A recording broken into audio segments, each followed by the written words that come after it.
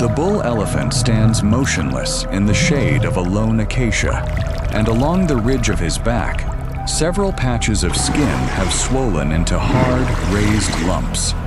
Beneath each one, a botfly larva has burrowed in weeks ago, growing fatter under the surface, feeding on him from the inside, day after day, without him ever seeing the thing responsible. The skin around each lump is inflamed, cracked at the center, where the larva breathes through a tiny opening, a small dark pore that never quite closes. He shifts his weight from one side to the other, testing whether any position brings relief. None does. There is nowhere on his own body his trunk can reach to deal with this, and he seems to know it, standing unnaturally still, ears held out from his head, as though even the air moving past them is too much to bear. Flies gather at the edges of each swollen site, drawn by the same scent that drew the larvae in the first place, circling and landing and circling again. And he has no way to chase even them off without disturbing the wounds further. He has tried anyway. Elephants do not simply endure, they problem solve, and he works through every option available to him, one after another, with the patience of an animal that has never had to give up on a problem before. He backs slowly against the rough bark of the acacia, pressing the swollen ridge of his back into the trunk, and dragging downward, inch by inch, grinding hard enough to strip bark from the tree in long, pale scars. But the larvae sit too deep beneath muscle and skin for any amount of scraping to reach them. He tries again from a different angle, shifting his stance, dragging sideways this time, then lower, then higher along the trunk, searching for some position that finally makes contact with the source of the pain. Nothing changes. He curls his trunk up and over his shoulder, reaching back as far as his own anatomy allows, and blasts a spray of dry dust across the lumps, hoping it will somehow dry them out, smother the opening each one breathes through, suffocate whatever is causing this from the outside in. The dust settles uselessly on the surface, coating the swelling in gray, without touching what lies beneath it. He tries a second time, a third, aiming higher up his back, where his trunk can barely stretch, each attempt no more effective than the last, dust simply drifting back down into the grass around his feet. Finally, he gives up on dust and heads for water instead. He lowers his enormous frame into a nearby wallow, muddy and warm, and rolls, first onto one side, then rocking to coat as much of his back as gravity and momentum allow, sending waves of thick brown water sloshing over the banks. For a moment, it seems to work. The cool mud numbs the surface, and his muscles unclench slightly for the first time all morning. But the relief doesn't last. Within minutes, the itch returns, sharper than before, cutting through the mud like it was never there at all. He climbs out of the wallow no better off than when he went in, mud-caked and still suffering, and returns to the same patch of shade beneath the acacia, as if there is simply nowhere left to go. Then a sound cuts through the stillness, a sharp, dry chatter, unlike anything else in the quiet of the afternoon. A small shape drops from the branches above him, wings snapping open at the last second to slow its fall. A red-billed oxpecker lands directly on one of the swollen lumps along his back, claws finding grip immediately on the raised skin, built exactly for clinging to surfaces like this.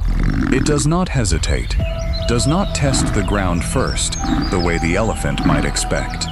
It begins working at the small breathing pore at the center, almost immediately, as though it already knows exactly what waits beneath.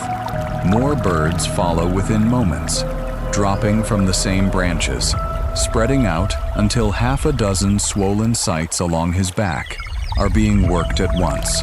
Each oxpecker probes at its own lump, widening the opening at the center with short, sharp jabs of the beak, testing, pushing, testing again.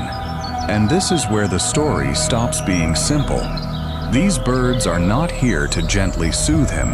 As they force each pore wider, they are drawn to the blood and fluid pooling at the wound's edge. And more than one of them pushes past where the larva's own opening ends, enlarging the wound further than it needs to be, feeding on raw tissue as much as on the parasite hiding inside it. It is a trade, not a kindness. Relief bought at the price of a deeper wound. And the elephant tolerates every second of it, standing still through pain he could stop simply by walking away, because he seems to understand, on some level built into him over a lifetime, passed down from a mother who tolerated the same thing, and her mother before her, that the alternative, left untreated, is worse. One by one, the larvae are drawn out, gripped and pulled free with short, decisive tugs, then swallowed whole. The openings they leave behind are left raw and exposed to open air for the first time in weeks. Where his back once carried a row of solid, hard lumps, it now carries something that looks, if anything, worse. Open wounds instead of buried swelling, dark against his gray skin. But the source of the itching, the thing that had kept him rigid and sleepless for days, is gone from each site the moment its larva disappears down a bird's throat. And one by one, the birds move on to the next lump and the next, working their way methodically down the length of his back. Slowly, without any single dramatic moment marking the change, his weight begins to settle evenly across all four legs again.